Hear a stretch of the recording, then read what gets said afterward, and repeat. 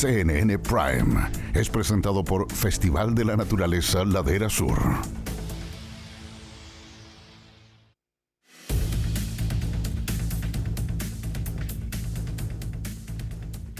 ¿Cómo están? Muy buenas noches, bienvenidas, bienvenidos a CNN Prime, una jornada repleta de noticias. Vamos a ir de inmediato con esos titulares. La exalcaldesa de Maipú, Katy Barriga, quedó en prisión preventiva tras una audiencia de revisión de medidas cautelares. Los querellantes en la causa, el Consejo de Defensa del Estado y el municipio, habían pedido la revocación del arresto domiciliario total, lo que fue acogido por el 9º Juzgado de Garantía de Santiago. La ex jefa comunal ya ingresó a la cárcel de San Miguel. La comisión mixta despachó a sala la ley que crea el nuevo Ministerio de Seguridad Pública. El presidente de la instancia, el senador DC Iván Flores, aseguró que pueden dar garantías que la iniciativa no es un traje a la medida de ningún gobierno y de ningún color político. El debate de la jornada estuvo cruzado por el caso Monsalve, específicamente por el eventual mal uso de la ley de inteligencia. Y al menos 50 viviendas resultaron destruidas tras un incendio en el campamento Dignidad de la Florida. El alcalde Rodolfo Carter llegó al lugar donde fue duramente increpado por los vecinos. Dirigentes de la toma acusaron al jefe comunal de intentar desalojarlos antes del fin de su administración, pero sin instaurar una mesa de diálogo, dijeron con las familias. Y en temas internacionales, las localidades de la costa mediterránea de España se preparan para un nuevo temporal. Las clases fueron suspendidas en distintos municipios, mientras que 9 comunidades están en alerta por las lluvias torrenciales pronosticadas para mañana. Todo esto y mucho más porque aquí comienza CNN Prime.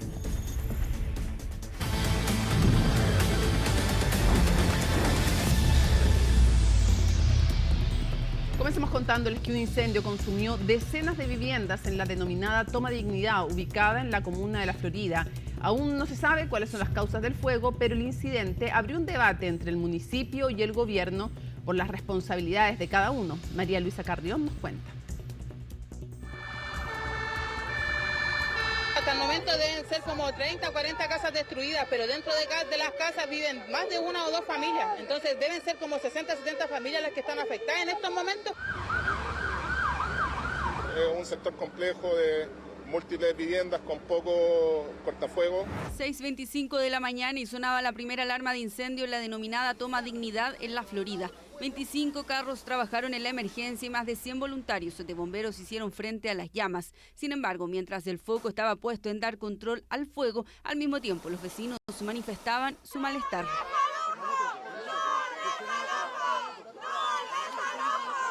La llegada del alcalde de la comuna no hizo más que acrecentar la crispación en el ambiente. Han pasado varias horas de que partió el incendio. No hemos recibido ninguna llamada, ni del Ministerio del Interior, ni del gobierno, ni ninguna autoridad para colaborar. Nosotros estamos esperando más de un mes una reunión tripartita. Servio está esperándola a él ha rechazado todo, él no se ha movido para nada. Él dice puras mentiras que él se ha movido por la toma y es mentira, eso es verdaderamente mentira. Es que mientras Rodolfo Carter hablaba con los medios de comunicación, los vecinos lo increpaban a su alrededor. Este no fue el único momento incómodo. También tuvo un enfrentamiento frente a las cámaras con el delegado presidencial. No se Es que ese debate no lo voy a tener aquí. pero si tú eres el gobierno. ¿Pero quieres tenerlo aquí? No, pero lo que pasa es que ustedes vienen a decir que se han hecho cosas que no se han hecho, hombre. Yo también puedo hacer reuniones de papel, Gonzalo. La verdad es que tú querías hacer un desalojo que hubiera sido violento y les hemos propuesto un camino de retiro programado. Ya hemos trabajado juntos y vamos a seguir trabajando juntos. ¿Te das cuenta que es la lógica con la que está funcionando de no escuchar? El alcalde señala que el Ministerio de Vivienda se había comprometido con un terreno para trasladar a los vecinos de la toma y que eso no se ha concretado, al igual que el desalojo del terreno. La respuesta vino desde la Seremi de Vivienda. En esto, hablar de promesas no cumplidas en una problemática que tiene 30 años me parece que es un poco oportunista, por decirlo menos. Aquí hay una problemática, la quebrada Macul es una problemática y este asentamiento tiene más de 30 años. La toma Dignidad se encuentra en la ribera norte de la quebrada de Macul, tal como se ve en esta imagen de archivo. Está a orillas del Zanjón de la Guada, en el límite entre La Florida y Peñalolén. Al menos este asentamiento comenzó en enero de 2020 y ya a mediados de ese año había más de 600 familias. En la actualidad se cree que son unas 700. Muchos de los asentamientos precarios en Chile lamentablemente tienen muy malos accesos o un solo acceso, lo cual hace que, sumado a que muchos de ellos se encuentran cerca de quebradas, ¿no es cierto?, muchos de ellos no cuentan con agua permanentemente, grifos, en fin, no tienen infraestructura básica, se transforman finalmente en una trampa mortal para las familias. Ya lo hemos visto en Viña, en Valparaíso, lo hemos visto en distintos lugares de Chile. De hecho, el terreno donde se encuentra la toma Dignidad fue declarado inhabitable por el municipio en marzo de este año. Expertos en la materia aseguran que se trata de una zona de riesgo de tormenta, inundación, derrumbes, deslizamientos de tierra, ola de calor y heladas y, por supuesto, de incendios. Lamentablemente no se ha dado una política habitacional efectiva que sea capaz de abordar la magnitud de este problema al día de hoy, que no solamente ha crecido, sino que se ha complejizado, se han diversificado las formas de los campamentos y es algo a lo que nosotros estamos mirando con atención y preocupación, pero que sabemos que no se ha logrado abordar de la manera correcta por la política habitacional. En los últimos 5 años, más de 100 personas al día se están yendo a vivir en un asentamiento informal en Chile. Más de 100 personas al día. ¿Qué nos quiere decir eso?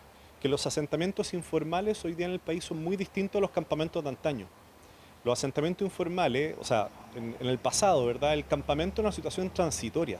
La gente se iba a un campamento para estar ahí por 10 años o un tiempo estimado, mientras buscaba su solución habitacional. En tanto, ahora aseguran se trata para las familias de una solución de más largo plazo, una solución que puede terminar en estas consecuencias. Se trabaja en un catastro definitivo, pero se sabe que el fuego consumió entre 40 y 60 viviendas. Aún es materia de investigación el inicio de las llamas, será el informe de bomberos el que podrá entregar claridad sobre esto, mientras que ya se indicó que las familias afectadas no pueden volver a la toma y otras 100 deberán ser reubicadas en las próximas semanas.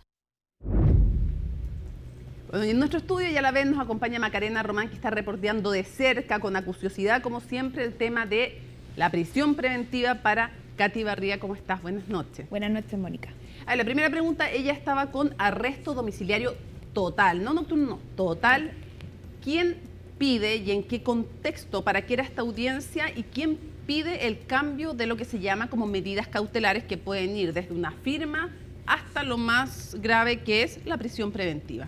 Sí, Mónica, como tú dices, ella desde enero estaba en arresto domiciliario total y quien pide que se agrave en el fondo esta medida cautelar y que llegue a prisión preventiva es el Consejo de Defensa del Estado, más los abogados querellantes que representan al municipio de Maipú. O sea, todos los querellantes van y piden esto, no así la Fiscalía. La Fiscalía no se sumó a esto, ellos dicen en voz de Constanza Encina, la fiscal de la Metropolitana Oriente, la Fiscalía Metropolitana Oriente, dice que ellos no se suman porque ellos seguían indagando y seguían con diligencias, por ejemplo, el allanamiento a las oficinas de Joaquín Lavín y que por eso no se suman finalmente a la prisión preventiva. Pero que les parece bien. Pero que les parece bien. De hecho, ellos decían que en el fondo esto también representa la gravedad de esta investigación que se está llevando a cabo por fraude al fisco y también por falsificación de instrumento público y por montos que ascienden los 30.000 millones de pesos. Mónica, ¿qué pasa por qué uno dice por qué ahora y cuál era la defensa también de los abogados defensores de Katy Barriga? Ellos decían, no se mostró nada nuevo, ¿por qué cambian la medida si es que no hay nada nuevo? Lo cierto es que a principios de septiembre hubo una reformalización a Katy Barriga que no cambian los delitos por los cuales se le está imputando, sino que se demuestran ciertos antecedentes que vendrían valga la redundancia, a demostrar que se cometieron ciertos ilícitos. ¿No se agregaron delitos? No se agregaron, porque los delitos siguen siendo fraude al fisco y también falsificación de instrumento público. Lo que se agrega es un informe de la Contraloría que detectan en el fondo que, para hacerlo bien simple, la Municipalidad de Maipú, bajo la administración de Katy Barriga, mentía directamente en el fondo con los recursos que tenían. Demostraban que tenían más recursos de lo que realmente tenía. Solo para dar una cifra, Mónica, por ejemplo, entre el 2017 y el 2020 hubo una diferencia de montos que no fueron reconocidos en la contabilidad anual, que todos los municipios tienen por obligación entregarle a la Contraloría más de 20.000 millones de pesos. Con eso, entonces, se puede hacer que no se detecte el déficit presupuestario y por lo mismo seguir operando de manera normal y sin tener esta precaución del déficit de más de 20.000 millones de pesos. Eso entraría también la falsificación de instrumento público, porque en el fondo y directamente se estaría mintiendo con los antecedentes que fueron entregados a la Contraloría, que vela porque se realicen un buen uso de los recursos. Y esa falsificación de documento público también está dentro de la tesis de investigación de la Fiscalía. Es grave, entre otras cosas, porque es lo que permite falsear los estados financieros, y esto es entregarle también al Consejo Municipal información falsa y a toda la ciudadanía, pero sobre todo a los que tienen que de alguna manera fiscalizar la labor de un alcalde. Ahora, sería entonces, Macarena, veamos qué dice la defensa y qué dice la Fiscalía y los creyentes respecto de por qué es lo fundamental si no cambian los delitos. ¿Son estos nuevos antecedentes para la Fiscalía y para los creyentes, por ejemplo, informe de Contraloría, lo que hizo que, sin haber cambiado los delitos, ahora sea necesaria la prisión preventiva? Todo parece indicar que sí, y lo que dice el juez Héctor Torres es que también tiene que ver con que su arresto domiciliario generaría una inseguridad a la sociedad, y que por lo mismo entonces se debe decretar una prisión preventiva que al menos se debiese extender por 90 días en lo que dure la investigación. Pero, ojo, porque la defensa de Katy Barriga confirmó que van a apelar a la Corte de Apelaciones para tratar de revocar esta medida gravosa. Escuchemos primero, Mónica, al juez justamente Héctor Torres, y luego ya pasamos de lleno a escuchar la defensa y también a los abogados creyentes. Este reproche merece una valoración en que el comportamiento ético común no basta para exculpar o justificar la conducta, y estimo que este es el caso. En consecuencia, considerando la cantidad de delitos, los graves antecedentes, los inconmensurables y de difícil lectura montos en miles de millones de pesos involucrados, estimo que la libertad de la imputada, así como la forma de cumplimiento, por cierto, la libertad de la imputada constituye un peligro real y concreto para la seguridad de la sociedad, y ordeno su ingreso en prisión preventiva intensificando una cautelar vigente actualmente. Ahora, Macarena, hay en lo que dice nuestro Código Procesal Penal respecto de para darte prisión, o sea, para que se dictamine en tu contra prisión preventiva, es que eres un riesgo para la sociedad, riesgo para la investigación, que los delitos, o sea, tienes que tener como, para partir de ahí, digamos, que los delitos además por los cuales se te está imputando sean privativos de libertad. En el fondo, si te condenan, vayas a ir a la cárcel. Si no vas a ir a la cárcel, no hay sentido en el fondo en tener una prisión preventiva, si el castigo después posterior no va a ser ese. No es un castigo previo. Ahora, igual es bien inusual lo que pasó, porque normalmente es al revés.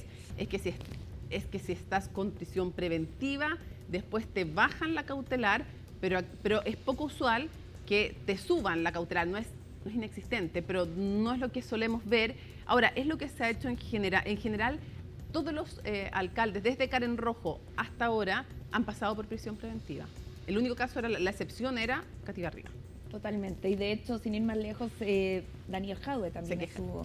Sí, pues y él se quejaba mucho que porque en el caso de Katy Barriga no, y él pasó al revés, pues estuvo en prisión preventiva y ahora está con arresto domiciliario.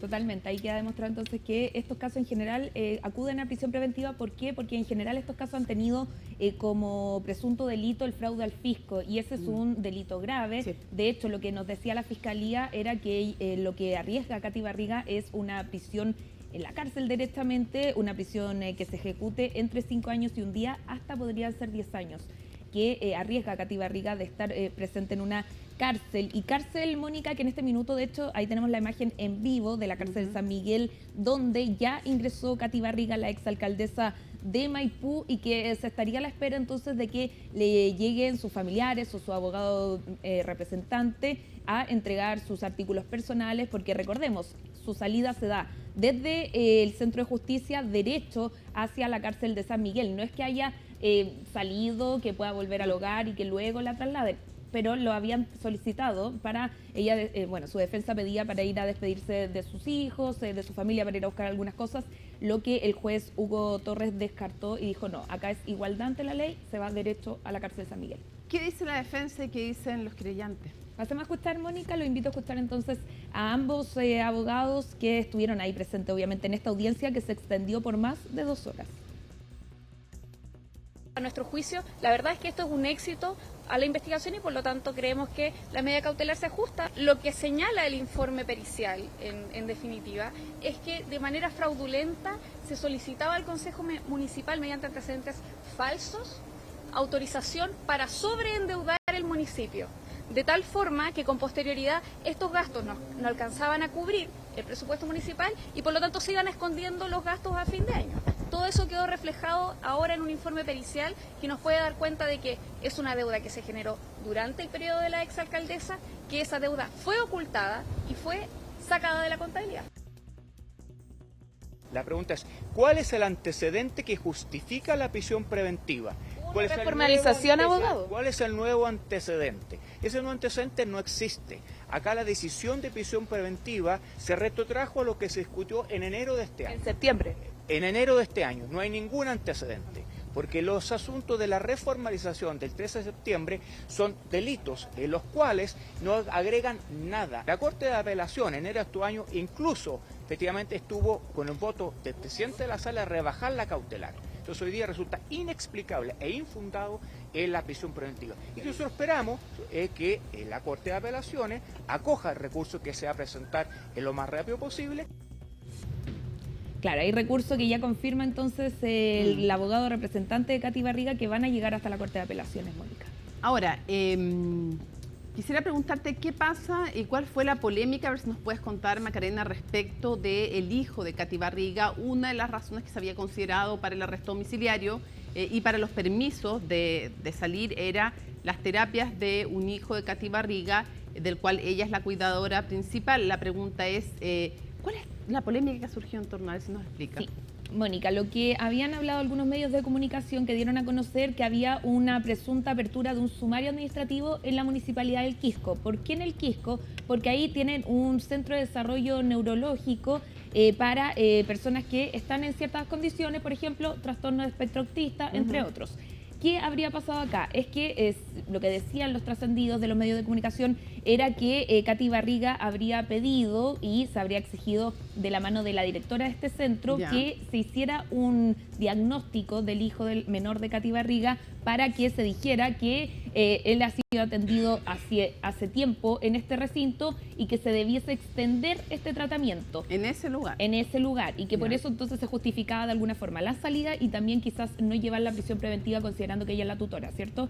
Pero lo que han dicho desde el municipio es que primero este sumario no se abre por eso, lo descartan, dicen que no tiene nada que ver con lo de Katy Barriga, que es un sumario que se abrió porque una funcionaria denunció acoso laboral, pero que no tiene relación con Katy Barriga. Y lo que ha dicho Katy Barriga también es que esto es derechamente mentira, que su hijo sí, ella fue con Joaquín Lavín también a visitar este centro, pero que no tuvo nada que ver con el diagnóstico que su hijo ha tenido desde que nació y que ella siempre lo ha transparentado, ¿cierto? Y que ella, de hecho, que ella ha llevado a su hijo a distintos centros, que esta no es primera vez y que no tiene ningún sentido lo que se estaba acusando. Así que hasta ahora el municipio al menos y también la propia Katy Barriga lo han descartado. Ya. Pasemos a escuchar su declaración, Mónica. Lo que dice Katy Barriga entonces respecto a su hijo, que por supuesto también es un tema delicado y que, ojo, no se toca en la audiencia porque hay personas que también decían que por su hijo ella está siendo reformalizada, no tiene nada que ver aquí la condición de su hijo. Yo les quiero decir solo una cosa, como mamá de un niño autista y como muchas mamás que tienen un hijo autista, no es broma tener ese diagnóstico, no, y ojalá Dios quisiera que mi hijo no lo fuera, porque día a día tenemos que luchar con muchas cosas. Es doloroso que personas ligadas a la política con intencionalidad quieran seguir dañando. Bueno, ahí escuchábamos entonces, bien molesta y se entiende también, porque ahí se está introduciendo otro tema, un tema que tiene que ver con su hijo de 8 años y que nada tiene relación respecto a lo que pasó en el municipio mientras ella era la jefa comunal, que en ese caso se está investigando entonces presunto fraude al fisco y falsificación de instrumento público. Claro, si efectivamente fuera falso que los certificados en el fondo que acreditan la discapacidad son falsos, claro que sería gravísimo. Pero también cuestionar aquello, si es que no hay pruebas fehacientes, también es súper doloroso para cualquier mamá, papá, da lo mismo con un hijo en situación de discapacidad. Y creo que es bastante fácil de chequear si los certificados son efectivos o no, y me parece que es labor también de entre la Fiscalía y entre los querellantes si es que tienen alguna duda respecto a lo que ella está pidiendo como permiso. No es tan complejo chequear aquello ante el tribunal, y el tribunal, cuando da esos permisos, tiene que haber pedido los certificados. Si no, es también una ineficiencia del sistema, porque no es muy difícil chequear aquello. Así es que hay un punto ahí, también hay que tener cuidado, me parece, con ese tema. Si es falso, gravísimo, pero si el tribunal dio en el fondo el permiso, tiene que haber sido, me imagino, pidiendo los certificados correspondientes. Totalmente, y estamos hablando también de un menor de edad que no va al caso, ¿cierto? No, pero por eso te digo que así como es de grave falsear algo, también sería bien ineficiente el tribunal si es que no chequeó los certificados. Ya. Totalmente. Ok, nos vamos entonces a la pausa, seguimos atentamente este caso, ya sabemos que va a la Corte de Apelación, así que va a ver qué dice respecto a esa medida cautelar. Al regreso, tema presupuestario nos importa a todos y a todas, porque en qué se gasta el dinero de todos los chilenos y chilenas, cuáles son los énfasis, la discusión que hay. Al regreso, eso y muchísimo más en CNN Prime.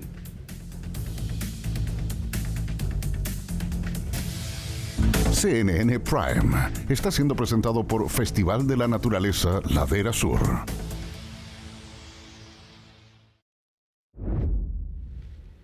Bueno, la Cámara de Diputadas y Diputados comenzó la discusión en particular de la ley de presupuesto, la ley madre, podríamos decir, ¿no?, para el próximo año, un debate que no ha estado exento de controversias, y vamos a conversar, ahí lo ven en pantalla, con el diputado del Frente Amplio, miembro además de la Comisión de Hacienda, Jaime Sáez. Diputado, gracias por acompañarnos. Hola Mónica, buenas noches, gusto saludarle. Quisiera preguntarle primero, ¿cuál es su impresión general respecto del presupuesto que el Ejecutivo plantea? No de las modificaciones que le van haciendo, sino cuál es su impresión, en qué le parece que es acertado y en qué le parece que no es un buen presupuesto. O tal vez todo le parece bien, digamos. Bueno, en términos generales, previo a la semana pasada, previo a la Comisión Especial Mixta, donde finalmente se termina alcanzando un acuerdo marco para disminuir de 2.7 a 2.0% del PIB el presupuesto del próximo año, era un presupuesto más bien de continuidad operacional, que en la gran mayoría de las partidas presupuestarias, es decir, de los distintos ministerios y servicios públicos, a excepción, no sé, del Ministerio de Cultura, que experimentaba un alza importante, en gran parte era un presupuesto únicamente de continuidad, bastante exiguo en cuanto al gasto.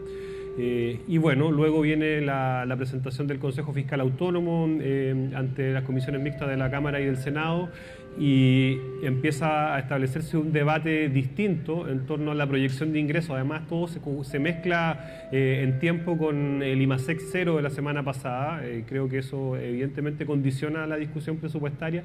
Y luego la derecha insiste profusamente en rechazar partidas presupuestarias, de no mediar un compromiso del Ejecutivo por una rebaja sustancial en el gasto público del próximo año. Eso da pie a una serie de modificaciones, que es las que se lograron la semana pasada. Algunas de ellas, por supuesto, no nos agrada. Yo creo que para ninguna persona es agradable ajustarse el cinturón y tener que renunciar eventualmente a cuestiones que también pueden ser importantes. Pero se alcanza un acuerdo que en términos generales satisface las expectativas de tanto del oficialismo como de la oposición. Una definición básica.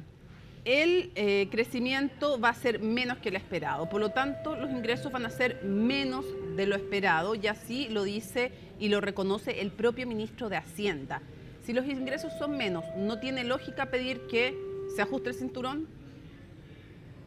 Por supuesto que tiene lógica, pero la proyección de ingresos hasta ahora es eso, es una proyección de ingresos. No sabemos todavía a ciencia cierta cómo va a ser el comportamiento de la economía en el último trimestre, y tampoco conocemos cabalmente cómo va a ser el resultado, por ejemplo, de la operación Renta 2025.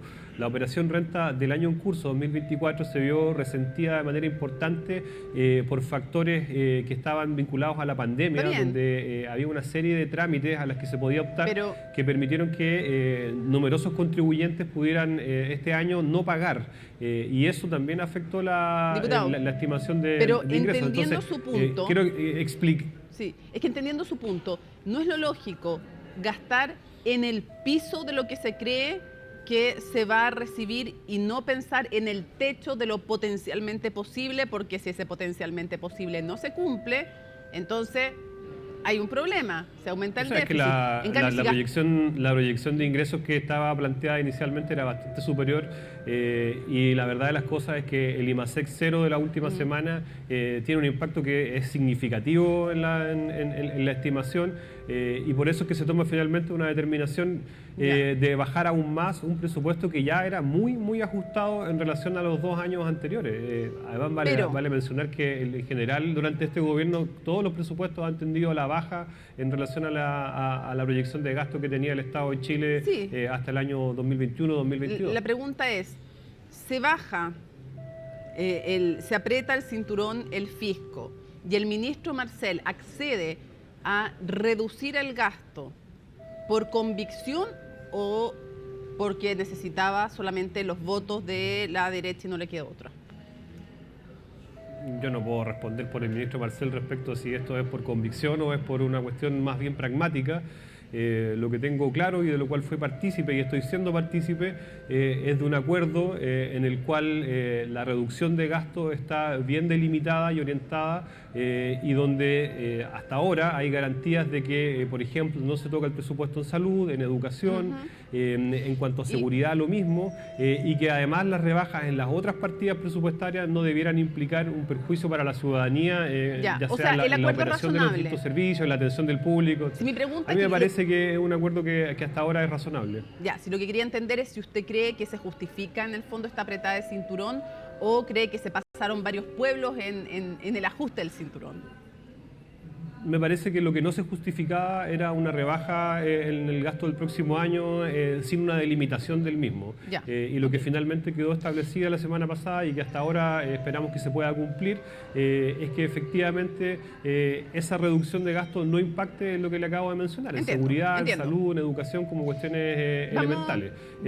Delimitado aquello parece razonable. Ya, vamos a algunos puntos. O sea, usted dice ya como titular, podríamos decir, le parece que el acuerdo delimitado como está es razonable al que se llegó con la oposición. Segundo punto, ¿le parece bien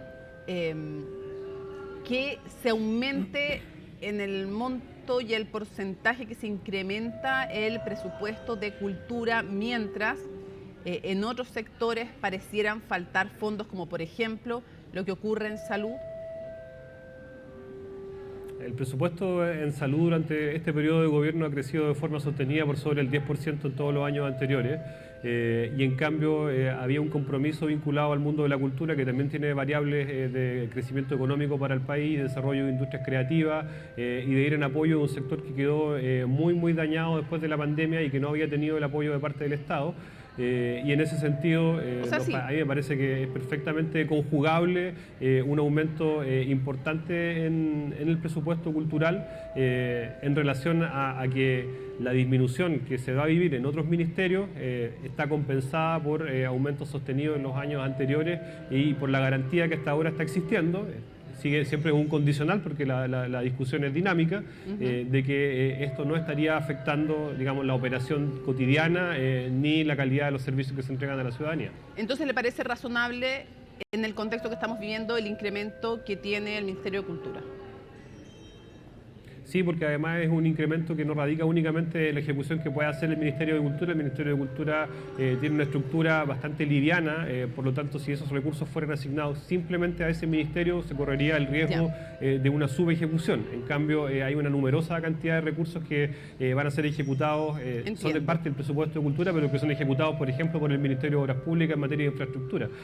Aquello también dinamiza la economía, genera empleo y mejora las cifras de crecimiento potencial que tiene nuestro país. Diputado, ¿es efectivo que no se está financiando, como dijo el comandante en jefe del Ejército, más que el 23% del personal específico de tropa del Ejército? Nunca habló del Ejército en su conjunto, hay que aclararlo, pero respecto del personal reclutado y que cumple funciones, ¿es efectivo aquello? Porque parece haber una disputa entre lo que dice el comandante en jefe del Ejército, que dijo para que quede constancia, y lo que ha dicho la ministra de Defensa. ¿Es efectiva la cifra del comandante en jefe? Lo que señaló, y yo soy testigo de aquello porque me tocó estar en la subcomisión donde se estaba viendo el presupuesto del Ministerio de Defensa, y lo que señaló el comandante en jefe no es efectivo. Lo que él ha señalado es que se financia el 23%, no es efectivo, es el 23% del 4% de la tropa profesional. Esa tropa profesional representa el 4% del total de la fuerza del Ejército. Es algo que fue creado por ley, si mal no recuerdo, durante el primer gobierno de la presidenta Bachelet, Y en definitiva, acá la apuesta no solo de este gobierno, sino que es una conducta que se viene llevando adelante el Estado de Chile a través de las últimas administraciones, es fortalecer la conscripción. Se ha financiado en los últimos años hasta 12.000 plazas para conscriptos y sin embargo el Ejército no ha podido llegar ni siquiera al 40% de esas vacantes o de esas potenciales vacantes financiadas. Perdón, diputado, perdón que le interrumpa, pero para además, entender bien... La tropa, diputado, quiero ser bien enfático acá, Mónica, porque la tropa profesional no es lo mismo que el personal de planta del Ejército. La tropa profesional se creó el primer gobierno de la presidenta Bachelet para darle, digamos, como una especie como de salto o incentivo a los conscriptos a que después puedan permanecer por hasta 5 años en el Ejército y en ese intertanto poder estudiar y acceder a otro tipo de beneficios. Por lo tanto, cuando se señala que solo se financia el 23% digamos, de la tropa y así en general, sin entrar en el detalle, eso no es efectivo. Ya, pero que para entenderlo bien, porque quienes no somos expertos en el tema y no estamos en esa discusión como usted sí está, es bueno para quienes nos están viendo que explicar un poco más, a ver si entendí bien, porque puedo haber entendido perfectamente mal. Entonces le pregunto, lo que es efectivo es que la tropa profesional representa un 4% del total del personal del Ejército y de ese 4%... Correcto. Ya, perfecto, primer entendido, entonces estamos bien, primer check, digamos. La tropa profesional es el 4% del total del personal del Ejército. De ese 4%, ¿es efectivo que solo un 23% está financiado? Está financiado lo que efectivamente el Ejército está pudiendo incorporar a la calidad de tropas profesionales. ¿Qué es un 23%? Que había una dificultad...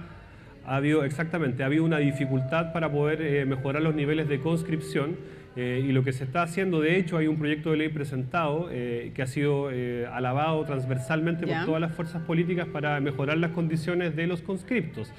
Por supuesto, en la medida que ocurren hechos como lo que pasó hace unos meses atrás en Putre, se desincentiva bastante que nuestros jóvenes puedan hacer el servicio militar. Hoy día, bajo las condiciones económicas actuales del servicio militar, evidentemente para un joven que, por ejemplo, puede optar a gratuidad en educación superior, es preferible estudiar a hacer el servicio militar e incluso tiene ventajas económicas trabajar como conductor de alguna aplicación de transporte móvil antes que hacer el servicio militar. Por lo tanto, es bastante urgente poder mejorar las condiciones económicas y otro tipo de condiciones de dignidad para que efectivamente la conscripción en tiempos que además son bastante convulsos a nivel mundial pueda llegar a los niveles pre-pandemia, que eran bastante importantes y que daban cierta seguridad. Quiero entender por qué usted dice que lo que planteó el comandante en jefe del Ejército no es efectivo. ¿Por qué? Porque las palabras textuales fueron: el Ejército hoy día está definido... Pero déjeme leerle, por favor, porque la gente no tiene por qué saber las palabras y como no está el comandante en jefe del Ejército, me parece de justicia citar primero sus palabras y que después usted me dé su punto de vista. El Ejército hoy día está definido por una planta que, por ejemplo, para los soldados de tropa profesional hay una planta de 7.000 soldados, que es lo que autoriza la ley, pero solamente está financiando a 1.600, es decir, un 23% del total de los que, según Iturriaga decía, se necesitan para tener a un ejército 100% operativo. Parece que lo dijo bien. Vuelvo sobre el punto anterior. La política que está siguiendo este gobierno y los anteriores es de fortalecer la conscripción, porque es la conscripción la que nutre a la tropa profesional. La tropa profesional no viene, no es personal que opta a las escuelas matrices o a las escuelas de oficiales. Son soldados conscriptos que después deciden permanecer en la institución por un tiempo más. Y en la medida que esa conscripción ha ido significativamente a la baja, es natural que también la tropa profesional vaya a la baja. O sea, pero el financiamiento diputado, porque se nos va acabando el existido. tiempo. Entonces, para entender bien lo que usted está diciendo, que no es efectivo en el sentido que no es que falte plata, sino que no han podido llenar los cupos. Eso es lo que usted está diciendo. ¿Es eso? ¿En simple? Correcto. Perfecto. Correcto. Vamos a otros temas antes que se nos acabe el tiempo. Quiero preguntarle... ¿qué le parece esta idea que está surgiendo dentro de sus socios de pacto del socialismo? Algunos en el socialismo democrático plantean la idea de para las próximas elecciones ir DC, PS y PPD, separados del Frente Amplio y del Partido Comunista. ¿Usted qué opina? ¿Tiene sentido o no en las parlamentarias y presidenciales separar en alguna medida en las listas aguas? A mí me parece que, en primer lugar, me parece muy bien que los partidos que usted menciona tiendan a articularse y que puedan, después de muchos años en que no han sido capaces de lograrlo, de ofrecer un proyecto político al país. Creo que esa es una primera cuestión que yo saludo, me parece valorable. Luego, las tesis que están dando vuelta de que vayan la ADC, el PS, el PPD y dejar afuera al Frente Amplio, al PC, esas son cuestiones que no están zanjadas, son ideas. Yo acojo el planteamiento que nos ha hecho el presidente de la República en términos de poder alcanzar la mayor unidad posible y que esa unidad no sea meramente electoral, sino que efectivamente pueda traducirse en un proyecto político más duradero, que pueda ofrecerle algo más al país que simplemente una lista parlamentaria o el apoyo a una determinada candidatura presidencial, sino que además pueda hacerse cargo de un programa de gobierno y que efectivamente logre transmitir al país algo que hace muchos años no existe, que es como cierta capacidad de gobernabilidad más allá de un ciclo de gobierno. Creo que eso es importante y el carácter de esa eventual alianza que pueda surgir después es una cuestión que está en desarrollo, en discusión en los diferentes partidos. Nosotros también lo estamos analizando dentro del Frente Amplio. Sí, me llamó... Pero en principio me parece bien que partidos que estuvieron separados durante bastante tiempo puedan aglutinarse y que puedan ofrecerle algo al país, porque en los últimos años la verdad es que no, en términos de proyecto histórico, proyecto de una mirada de nación, de hacia dónde tenemos que ir, no solo a 4 años, sino que en un ciclo mucho más largo, eso ha estado bastante ausente y hasta ahora el Frente Amplio ha sido el único actor político que en términos reales, desde el 2017 hasta ahora, ha ido ofreciendo un proyecto político a Chile. Luego a la gente podrá sintonizar o no, pero hay un proyecto político claro y una visión clara. Igual no sé si le va a gustar mucho a sus socios de pacto escuchar que usted dice que el Frente Amplio es el único sector político que ha logrado ofrecer un proyecto político al país. Son bien fuertes sus palabras, sobre todo considerando que ustedes están junto al PS y al PPD. Yo pensé que le estaban ofreciendo al país el mismo proyecto político. Lo que pasa es que esta es una alianza que cuajó una vez que se alcanza el gobierno. Y eso me parece que no es sostenible en el largo plazo. Las alianzas tienen que construirse más allá del resultado de una coyuntura electoral, tienen que ser capaces de pervivir eventualmente a resultados que pueden ser adversos en la medida que hay una mirada común. Y esa mirada común no estuvo del todo aceitada y ha costado cuajarla a lo largo de estos 3 años y algo. Y es importante de cara al futuro que eso efectivamente pueda lograrse y es importante que las fuerzas políticas puedan ofrecer una visión de país. ¿Usted no ve sostenible, me dice, la alianza actual entre el Partido Comunista y el Frente Amplio más el PS y el PPD? ¿No la ve sostenible a largo plazo? Nosotros estamos trabajando para que esa alianza sea precisamente sostenible. El asunto es que si la conversación va a estar mediada únicamente por factores electorales, evidentemente le da un carácter mucho más práctico, voluble, sujeto a distintos vaivenes y al menos a lo que yo aspiro es a que podamos construir proyectos de largo aliento. Quiero cerrar preguntándole por unas opiniones que usted dio en una entrevista a la Radio Universidad de Chile respecto de la migración.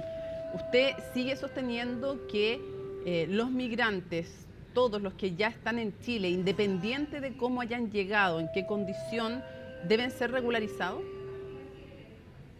Yo creo 2 cosas. Primero, que migrar no es un delito y en segundo lugar que la alternativa a regularizar, que es lo que hace la mayoría de los países civilizados, es básicamente perseguir a las personas una por una y deportarlas de algún modo, que a mí me parece que es bastante impracticable. En la misma entrevista señalé que si alguien tiene una idea mejor, sería bueno que se planteara públicamente, porque en definitiva, y usted podrá estar de acuerdo en que esto de perseguir a la gente una por una no solo no es practicable, sino que además despierta una serie de sentimientos potencialmente negativos y peligrosos de odiosidad que en nada contribuyen a una buena convivencia. Entonces creo que eso es relevante. O sea, ¿usted cree que hay Todos que los países lo han hecho. Estados Unidos lo hace, lo hizo de hecho hace poco tiempo atrás. Cada cierto tiempo se hace. Son medidas que muchas veces tienen un factor temporal, pero es importante para poder llevar adelante políticas públicas saber de cuántas personas estamos hablando, dónde viven, qué hacen, si tienen familia, no tienen familia, qué servicios requieren, si tienen antecedentes o no tienen antecedentes. Ya, pero usted evidentemente la gente que delinque tiene que irse, y también planteé que en la frontera tenemos que ser mucho más duros y hay que, en definitiva, también tener una mirada regional al respecto, porque en la medida que no exista coordinación entre los distintos países del vecindario, esta es una batalla de nunca acabar. Sí, pero usted... Y sin solución. ¿Usted sigue pensando que todos los migrantes que están en Chile deben ser regularizados? Yo no señalé que no dije tan taxativamente todos, generalicé un poco más. Dijo, la gente que ya está acá, hay un proyecto... le cito sus palabras, sí. La gente que ya está acá, esos son todos, digamos, sea como sea que hayan llegado, sigue siendo todo, pero que trabajan, claro, tienen un ingreso... No es un delito. ¿Ah? Pero si yo no he dicho que sea un delito. Claro, porque migrar yo le acabo de señalar que migrar no es un delito y que en términos de política pública es importante tener claridad de quiénes estamos hablando. Diputado. Si no se pueden tomar decisiones. Ese es el punto. Y para eso, evidentemente, la regularización es una vía que me parece la más válida. Por eso le vuelvo a hacer la pregunta. ¿Usted cree que a todo aquel que no haya cometido delito, pero que esté en Chile, hay que regularizarlo? Delimitándolo. Creo que ¿Delimitándolo en parte qué? de las conversaciones que hemos tenido a posteriori, recibiendo retroalimentación, por ejemplo, temporalidad, por ejemplo, familia, origen de país, etcétera. ¿Por qué? Creo que ¿Por qué según país? son cuestiones...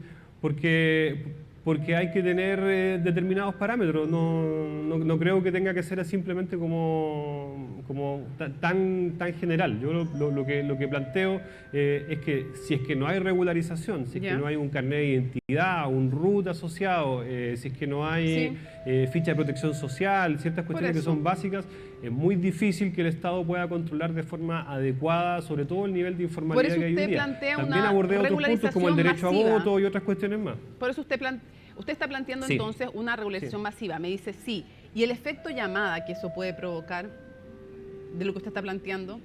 Es que por lo mismo creo que es relevante poner parámetros. La temporalidad creo que es un factor importante para que efectivamente no sea un factor como de llamado a venir. Creo que hay que poner límites, eso es fundamental. Pero sobre todo hay que tomar algunas decisiones, porque lo que hemos tenido hasta esta parte es básicamente medidas como muy aisladas. Ahora, su presidente no está de acuerdo típica con del lo que Estado usted chileno de servicios que no conversan unos con otros.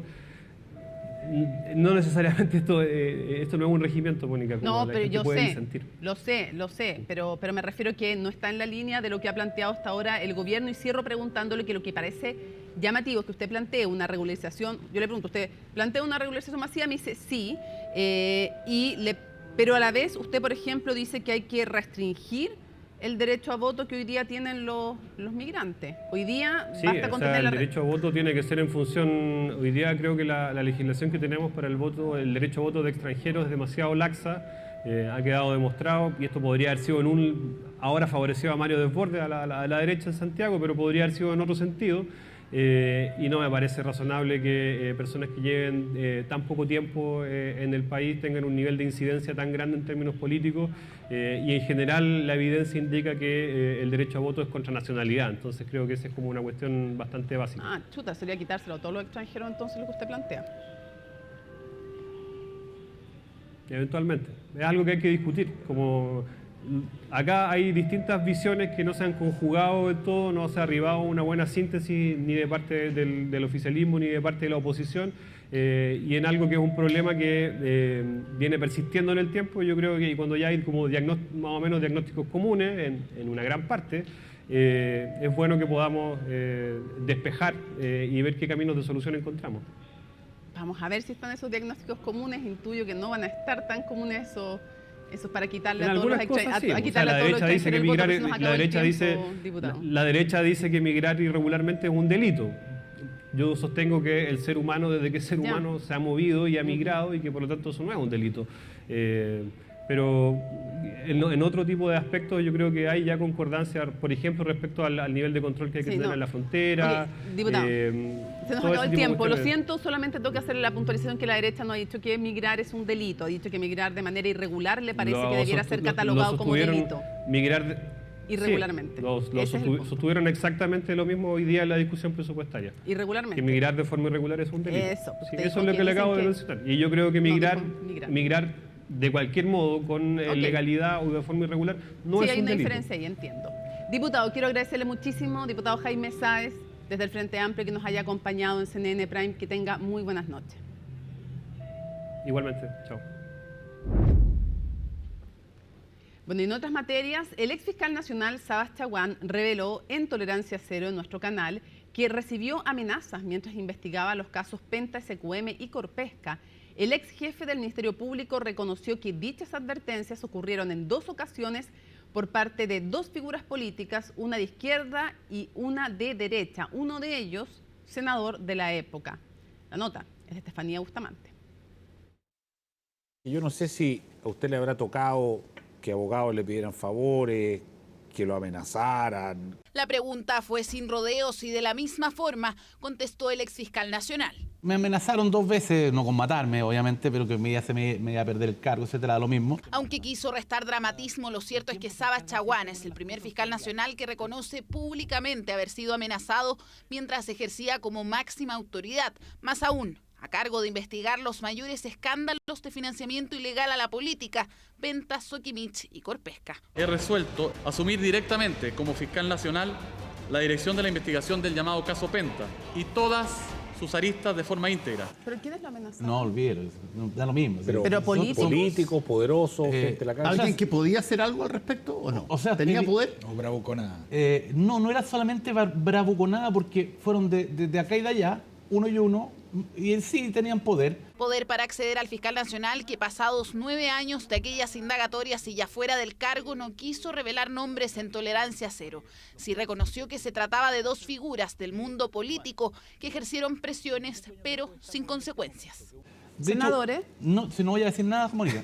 Lo que sí voy a decir que uno de ellos me dijo, oiga, pero usted, cuando tomé estas causas, ¿usted qué está haciendo?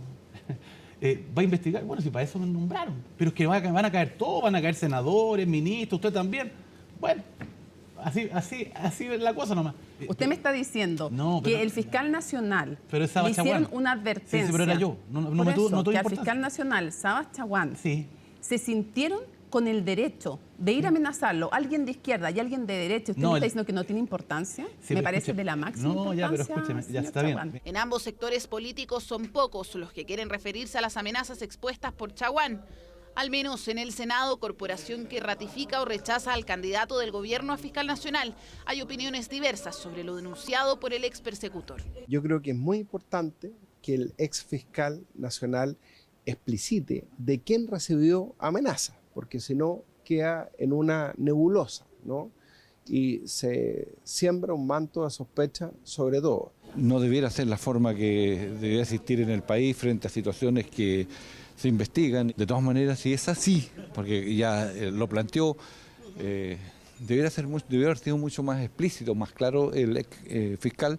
El exfiscal tampoco quiso ahondar en detalles sobre si sus colegas a cargo de las aristas de estos casos de corrupción pudieron o no recibir presiones como en su caso.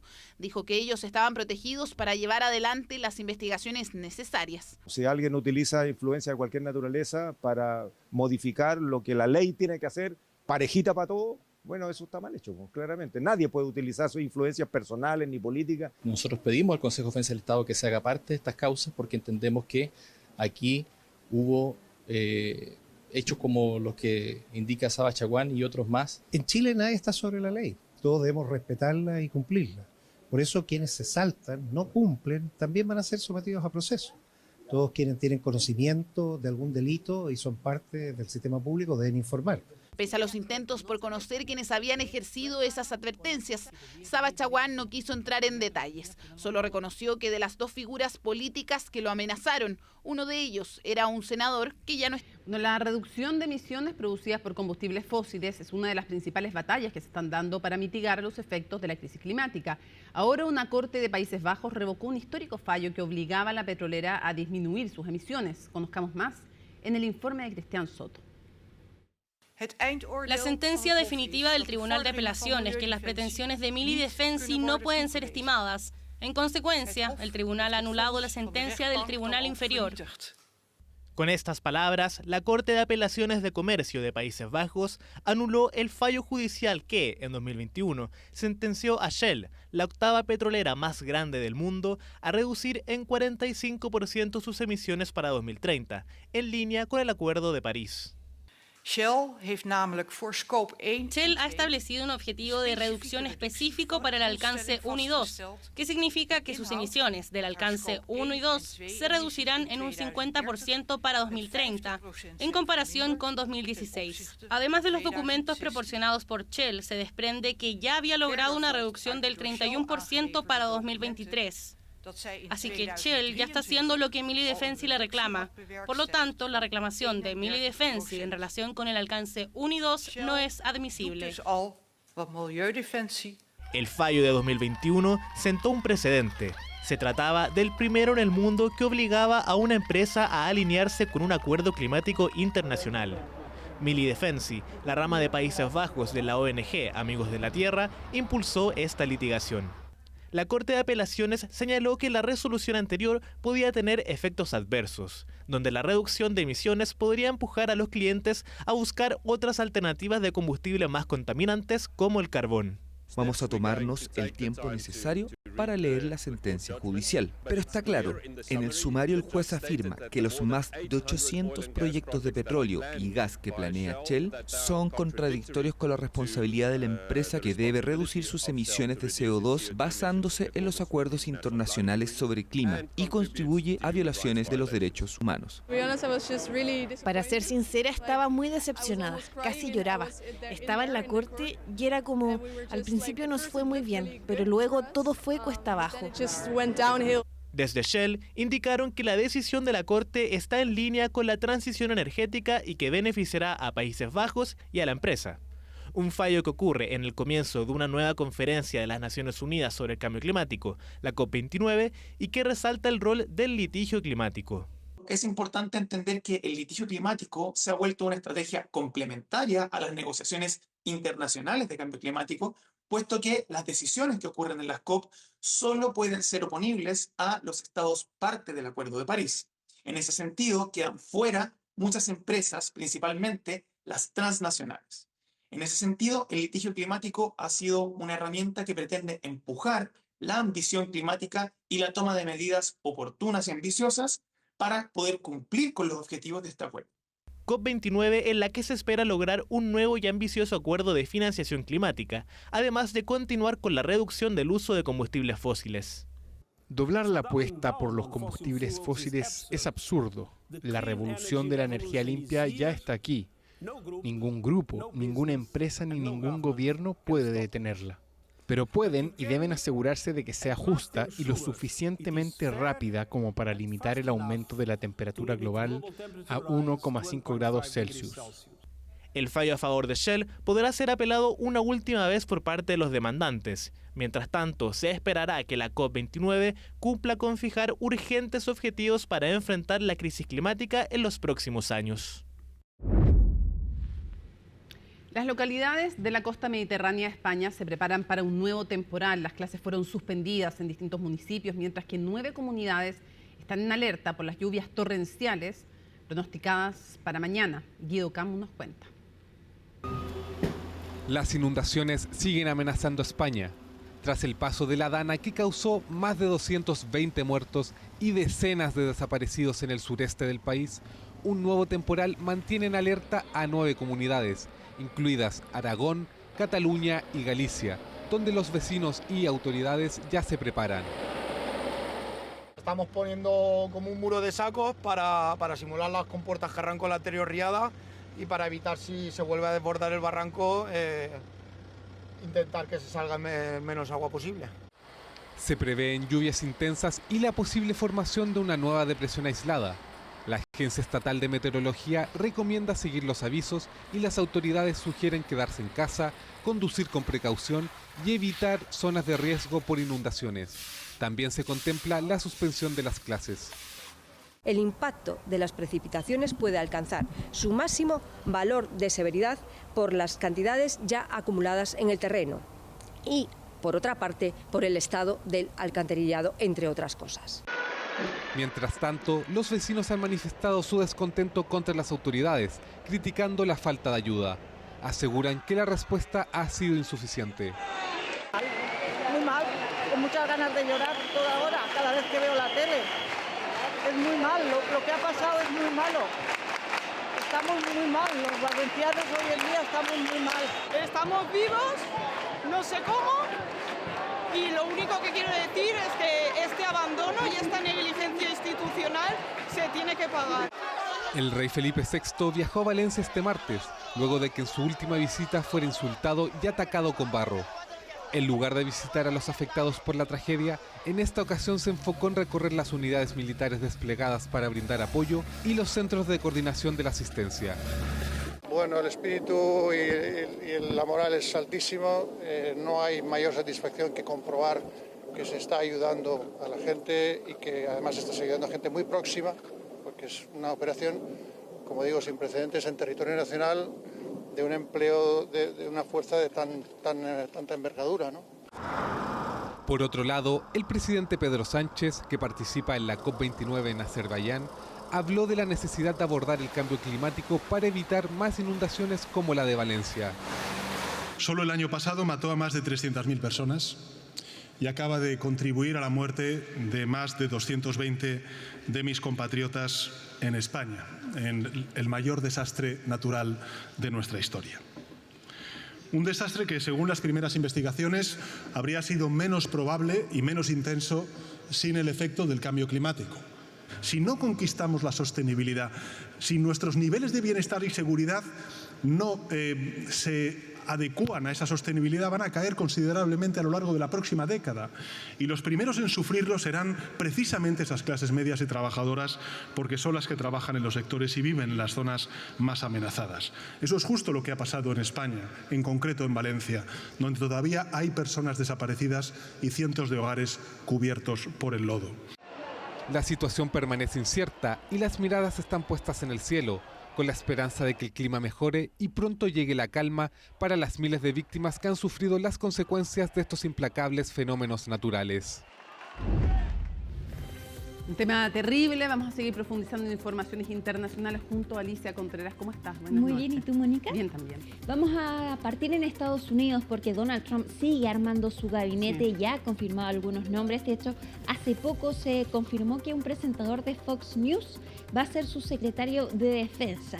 Y hay otro nombre que suena, que es el de Marco Rubio, que ahí lo vemos en pantalla. Es el senador de Florida, es de origen latino, sus papás son cubanos. Y si es que él es nombrado como jefe de la diplomacia, como secretario de Estado, como así parece sonar, según algunas fuentes estadounidenses, sería el primer latino en llegar al gobierno de Donald Trump. Ahora, ¿es un nombre conocido o no? Es un nombre conocido y que puede ser un poquito complicado para Chile. Exactamente, porque él hace no muchos meses atrás habló de supuestos nexos de Chile con Hezbollah. También ha sido crítico del presidente Gabriel Boric por no aceptar las credenciales, por no recibir al embajador de Israel en la moneda en ese entonces. Y también entonces suena un poco, también se teme por en la instancia de Chile en la visa waiver. También él ha sido crítico de que para viajar a Estados Unidos no es un derecho, es un privilegio. Y lo de Hezbollah. Exacto, los nexos Sí, no, de... claro, entonces Sí. eso como que igual complicado, porque la crítica por no haber recibido al embajador de Israel, eso la verdad es que viniendo de un aliado estratégico de Israel como Estados Unidos no es tan sorpresivo, pero el tema de Hezbollah y lo de la visa, sí, eso me puede ser más... Bueno, no sé si toca no matar dentro de sus prioridades. No, de todas maneras, ahora se dice Ni que de él él fue ni de elegido nadie. por su línea dura en contra China, Cuba e Irán. ¿Quiénes? Lo vemos en la nota de Laura Soto. But Chile has refrained from designating Hezbollah as a terrorist organization. Is it our view that they are doing enough to crack down on Hezbollah operations in the country? El senador estadounidense que generó molestia en Chile hace unos meses atrás, ahora podría asumir como secretario de Estado. Así lo informa la prensa local sobre la posibilidad cada vez más cercana de que sea Marco Rubio quien lidere la diplomacia del país norteamericano. Porque juntos con Donald Trump vamos a hacer que Estados Unidos no solo sea grande, sino más grande de lo que nunca ha sido. El presidente electo sigue en la búsqueda de sus más leales para conformar su gabinete. Rubio pasó de ser un férreo opositor a Trump en la campaña electoral de 2016 a convertirse en uno de sus simpatizantes más destacados este año. Incluso estuvo entre los aspirantes para ser el candidato a vicepresidente republicano. Vamos a intentar mantener a Estados Unidos fuera de las guerras. Estamos entrando en una era de política exterior pragmática en la que el mundo se está acelerando. Los adversarios se están uniendo en Corea del Norte, Irán, China, Rusia, coordinándose cada vez más. Rubio tiene una vasta experiencia en política exterior, es vicepresidente del Comité de Inteligencia del Senado y también es miembro del Comité de Relaciones Exteriores. Hijo de inmigrantes cubanos, de confirmarse su ascenso al Departamento de Estado, podría convertirse en el primer latino en tomar esa posición. El legislador es conocido además por su línea dura hacia China, lo que podría dar indicios sobre la postura que Trump buscaría tomar frente al gigante asiático en su segundo mandato. Pone a China en el centro de la política exterior de Trump. El portafolio de Rubio sobre China se remonta a años atrás. Está llamando la atención sobre prácticas comerciales de China. No debería sorprender, dado que el propio Trump ha puesto a China en el punto de mira. Un nuevo mandato de Trump también abre inquietudes sobre la permanencia de Chile en el programa de exención de visas, conocido como Visa Waiver. El propio Marco Rubio presentó en 2022 un proyecto de ley que buscaba imponer sanciones a los beneficiarios que no cumplan los requisitos del programa. El año pasado nuestro país ya tuvo problemas por chilenos que viajan a Estados Unidos a delinquir. ¿Es posible que su administración se ponga más dura en esos términos? Solo el tiempo lo dirá. Seguimos atentos entonces a cómo arma su gabinete Donald Trump y ahora nos vamos a China porque ocurrió un accidente terrible. Bueno, no fue un accidente, fue un atropello que dejó 35 muertos. Ahí vemos las imágenes. Fue en un centro deportivo a las 8 de la noche del lunes. Las personas estaban haciendo ejercicio y un hombre de 62 años llega en su furgón, en su SUV y atropella a estas personas. Se desconoce el motivo porque cuando encuentran a este hombre, él se estaba autolesionando y ahora está hospitalizado, sigue inconsciente, pero sí estaba atravesando por un divorcio. Entonces se cree que podría estar con algún tipo de depresión que realiza entonces este atropello masivo. 35 muertos y 40 heridos, dejó imágenes terribles en... Bueno, termina CNN Prime y hoy día, como es martes, es momento de Futuro 360, así que quedan con Paloma Ávila, estupendamente acompañado, y luego con Fernando Paulsen, Última Mirada. Martes 12 de noviembre, así estuvo nuestro país y el mundo. Somos CNN Chile. Buenas noches.